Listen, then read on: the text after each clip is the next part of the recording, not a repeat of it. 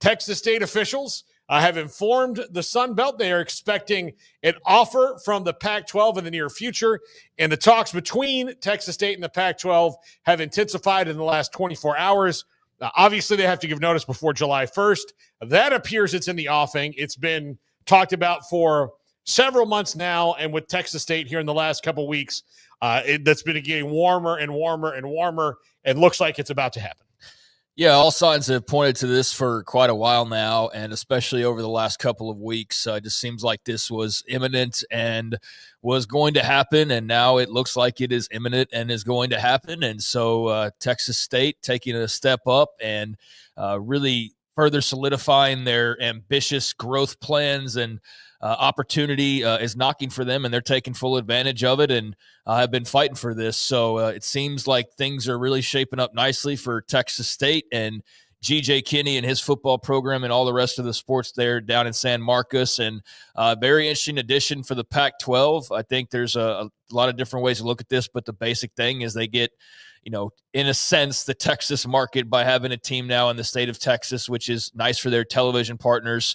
And beyond that, there's a lot of just little things to this fallout from this that leads to other conferences, perhaps having to do things differently or make moves themselves. But yeah, this is the big realignment rumor that's actually had real meat to it. Not that just the random ass, Clemson's joining the Atlantic 10, kind of thing that we've seen a lot of. This has been the one thing that's been really real and consistent. And so we're nearing a conclusion for Texas State, and I think that's great for the Bobcats, and it's also welcome news for the Pac-12 that has been hunting and going after this 8th football member now for quite a while, and to be able to put that to bed, I think will be great for their fan bases, and then, allow them to go and do whatever else they want to do on the to-do list. But this has been the big to-do item, is getting that final team in, and here we are. It'll be Texas State from all indications. Yeah, it gives them the foothold in Texas, which is going to be a benefit to them recruiting wise. I don't think it Boise State already, they all come into Texas and get players. This is just one of those things hey, you'll get to, you're from Buda. Guess what? We're going to play a game in San Marcos and, next year. Those sweeten the pot, but I think it gives them a foothold in Texas to grow their brand more than recruiting, really. Yeah, I don't want to make this sound like it's too more of a big deal than it really is in the grand scheme of things. I mean, I'll say, having been in the state of Texas my entire life, Texas State is pretty well down the list of teams that have fan bases that you run into. They're probably 9th or 10th or something like that as far as the state of Texas goes, but they are a hip school. They're a school that's got some pizzazz right now.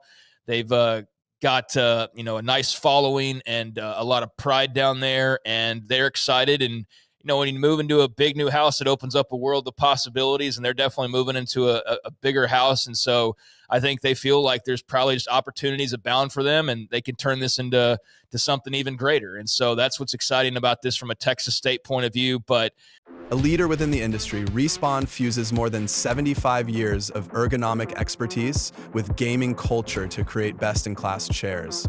We believe that comfort and performance should be inclusively designed into every gaming chair we create, which is why we're immersed in the gaming community.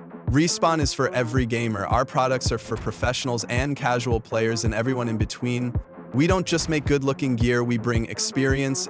Visit respawnproducts.com today and find your chair for the next great adventure.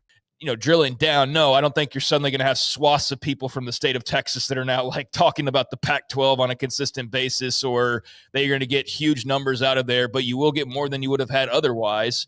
And maybe that leads to other things, and we'll see what other moves they end up making. But yeah, for at least now and for the foreseeable future, they will have a slice of some sort of the state of Texas. The television partners, I'm sure, really appreciate that, and we'll see what Texas State can grow this into with a little bit more behind them, pushing them in an upward direction. So I think this is good for both parties. I don't know how much of a shockwave it is in comparison, especially when I'm comparing it to the big realignment moves of the last 5 years. This is not Oregon joining the Big Ten or anything, but this is part of that continued trickle down effect from moves like that. And having to fill a spot in the Pac because of Oregon and Washington and Arizona State and Colorado and Utah, et cetera. And so this is that story just continuing on, and now entering the chapter where the Pac, after basically being on life support, is back, and having been only 2 teams is now all the way up to 9, I guess, counting Gonzaga in basketball, right? 9, and they're a new look conference, just like the Big 12 had to kind of reinvent themselves a couple years ago. So kudos to them for that, and we'll see again what other moves are to be made. But I like this for Texas State, and I like this for the Pac. Yeah, I do too. I think the next thing is, okay, how does this set off dominoes? What does the Sun Belt do to react to this? What does the Mountain West or AAC do to maybe keep the Pac-12's mitts off of one of their teams, or whatever it comes to? Who knows what's going to happen? How big does the Pac-12? I wonder what this is just their first benchmark. I wonder what their first acceptable goal is. Like, we're at 8 right now, football members, but we have to be at least 12 or something like that. That's what I wonder. I mean, I don't know what you have to be at. I have not sat there and taken a long look at like the Pac's future and what all needs to get done outside of they clearly had to add an 8th football member. Yeah. That was the bare minimum to function the way that they wanted to function. But beyond that, I mean, sure, you could go to 12, but how much money is everybody getting? Yeah. The bigger you get. I mean, we're not talking about a massive TV deal.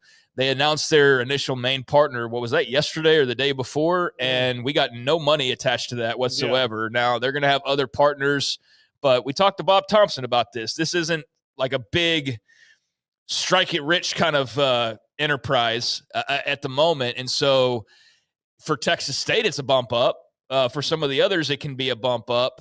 But when you start adding a 10th, 11th, 12th, whatever it is, I don't know what that money looks like. So I think that'll be as much of a factor in how that goes as anything else. But not having those details, yeah. I mean, I'm interested, like whoever else is interested in this story of what they do next and who they possibly pursue. And then, of course, the trickle-down effect of all of that. And I've seen a lot of the various, more minor moves that have been made here lately and even today, and it gets all very confusing at a certain point of some of these schools switching conferences, and it just gets it's not as clear as like these teams are in the Big Ten. It's like this team was in this team's conference, and then they left back in 2016 because this president pissed somebody off, and then now they're back 5 years later, and they're bringing this team with them, and it's like just very confusing compared to kind of the black and white Power 4 moves that were being made that were pretty easy to follow.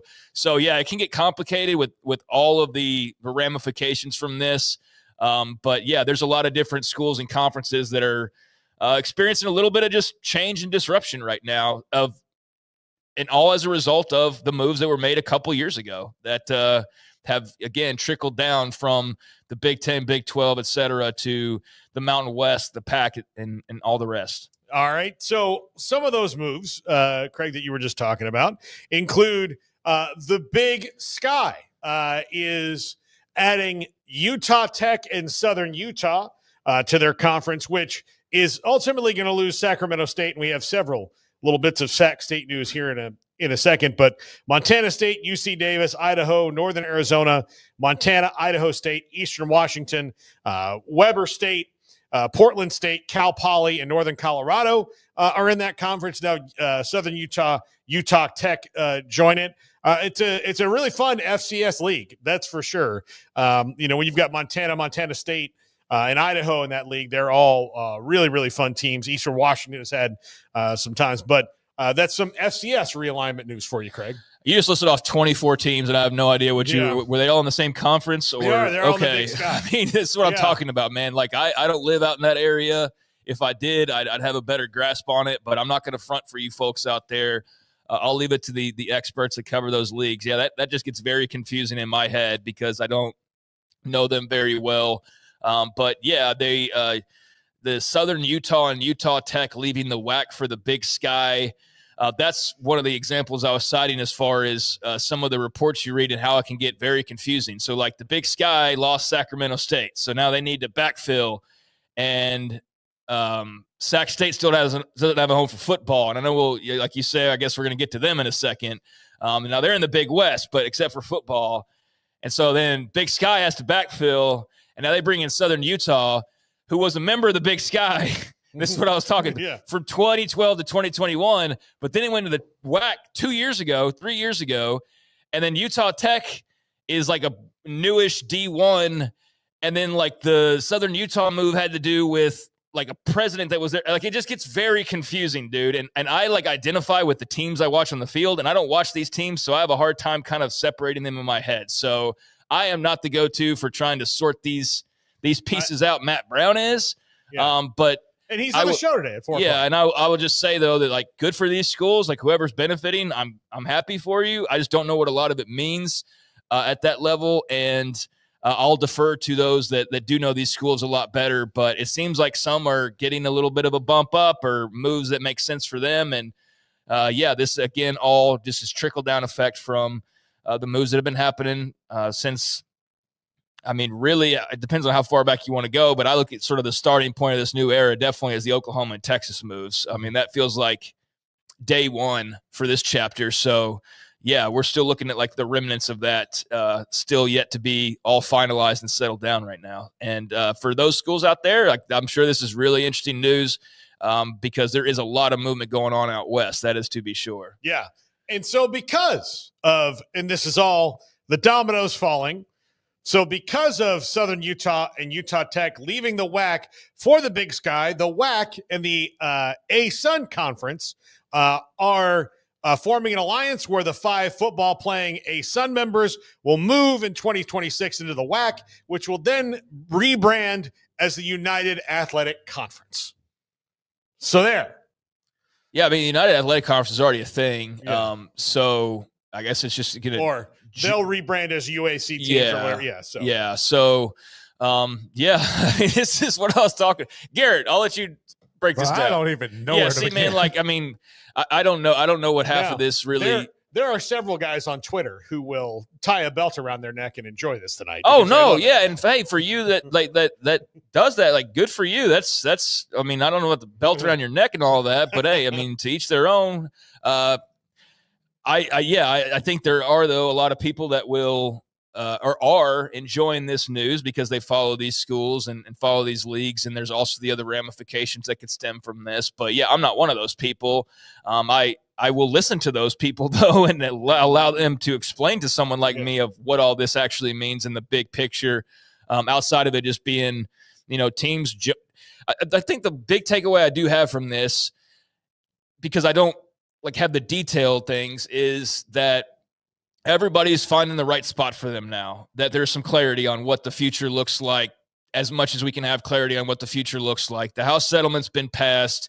Now everybody knows what's what as far as that goes. Sure, there's still a lot of things that are being figured out. There's a lot of how can we cheat the system being figured out. There's a lot of how will we make people follow the system being figured out. But I think the ultimate takeaway for me is just that everybody's now realizing sort of where they are, who they're with, and whether or not they still want to be with that person or if they're better suited to go join some other people for geography, financial, future affiliation reasons, whatever that may be.